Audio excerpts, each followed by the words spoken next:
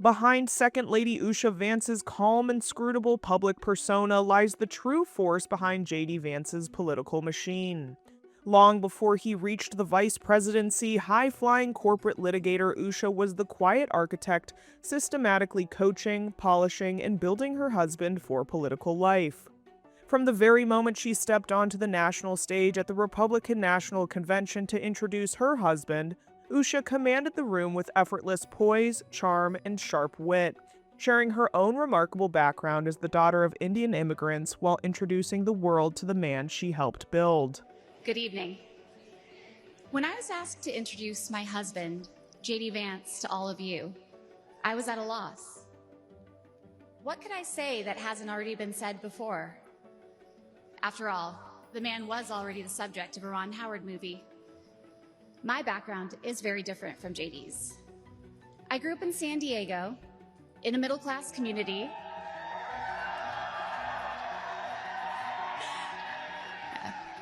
With two loving parents, both immigrants from India, and a wonderful sister. That J.D. and I could meet at all, let alone fall in love and marry, is a testament to this great country.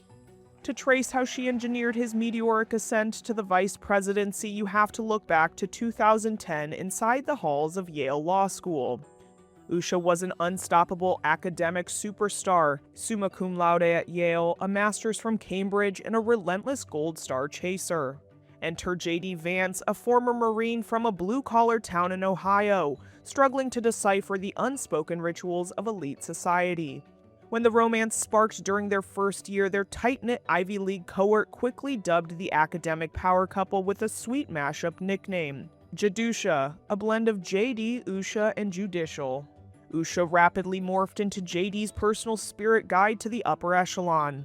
She painstakingly coached him on high society dinner etiquette, taught him which utensils to use at formal dinners, and even kept spreadsheets of sophisticated foods he ought to try, like Greek yogurt. As one classmate bluntly put it, Usha didn't just support her husband. She built him into the creation of the elite coastal corridor, spotting his massive political potential long before the rest of the world caught on. That deep personal connection to JD's military roots still shines through whenever she addresses service members across the country. Good afternoon, everyone, and thank you for that beautiful introduction and the music. It's such an honor to be here with you at Camp Lejeune, home of some of the finest Marines and military families in our nation. And for me, it's particularly special to be right around the corner from Cherry Point, where my husband JD was stationed. He's told me so many stories about his time in Eastern North Carolina that this feels like home. And of course, it's only a few days late, but I have a message for all of you from JD. Happy birthday. 250 years looks good on all of you. Following law school, Usha's legal career reached stellar heights with elite clerkships under conservative titans Brett Kavanaugh and Chief Justice John Roberts. Yet as her husband transformed from a fierce never-Trumper into one of MAGA's most vocal warriors, observers questioned where Usha stood. Her own mother is a prominent academic who helped launch university programs on race and diversity, the exact kind of institutional initiatives J.D. Vance has publicly campaigned to tear down. When pressed on the ideological rift, J.D. casually noted that while he detests such programs, he adores his mother-in-law, brushing off their indifferences as something typical families simply get over. Usha navigates this intense political arena with hyper-disciplined composure. Unlike the glossy, heavy makeup aesthetic favored by many women in Trump's inner circle, Usha maintains a strikingly minimalist image. She opts for budget-friendly off-the-rack fashion, wears little makeup, and relies on a group chat with close friends rather than a celebrity stylist. Living in the quiet sanctuary of the U.S. Naval Observatory, she insists on keeping life grounded for her young family, running quick errands at Costco, attending workout classes, and taking her turn on recess duty at her son's school. Her secret to balancing high-pressure politics with 4 small children is a strict routine she has utilized since her college days, breaking time into rigid 15-minute blocks. Whether scheduling her calendar or organizing activity windows for her kids, Usha executes every detail with military precision. a discipline that effortlessly carries over into her public platform as Second Lady, where she focuses heavily on childhood literacy and family initiatives.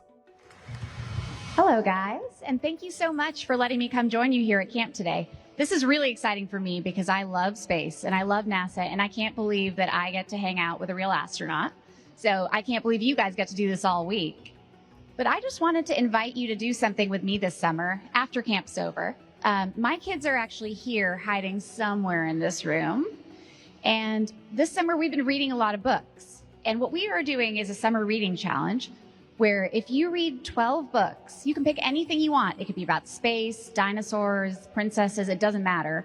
Just write those down on a list, ask your parents to send it to me, and I'll send you a little prize at the end and a certificate congratulating you on being a big summer reader. And I'll also enter your name in a drawing to come visit the White House in Washington, D.C. So I hope you'll try to do it. Talk to your parents about it. It'll be a lot of fun. Whether she is championing literacy for children or standing beside First Lady Melania Trump at official White House functions, Usha executes her public duties with unmistakable grace and poise. Hello, everyone.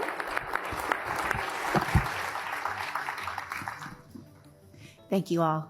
It is my privilege to introduce to you today a woman of many accomplishments, a devoted wife and mother, and my friend, the First Lady of the United States, Melania Trump.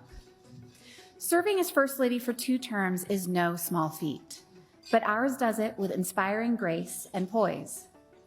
The First Lady's work is extensive, reuniting refugee families, meeting with lawmakers to improve the foster care system, uniting the world's First Ladies to modernize educational access, and becoming the only sitting First Lady to preside over a United Nations Security Council meeting.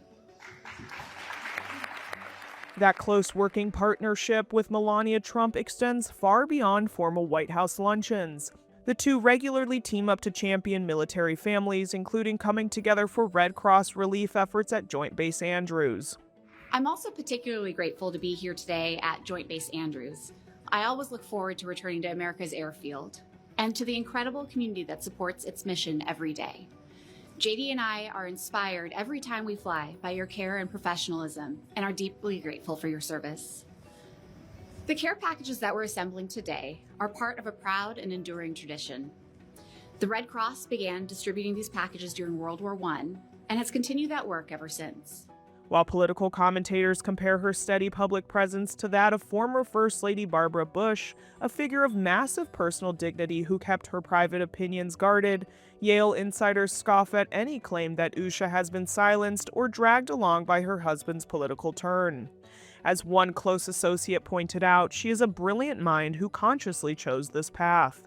Usha Vance isn't standing in JD's shadow. She's the master architect who built the foundation for his entire career. As the Vances continue their rapid rise at the highest levels of American power, Usha remains the ultimate load-bearing force behind the scenes, proving that true power doesn't need to shout to rule the room.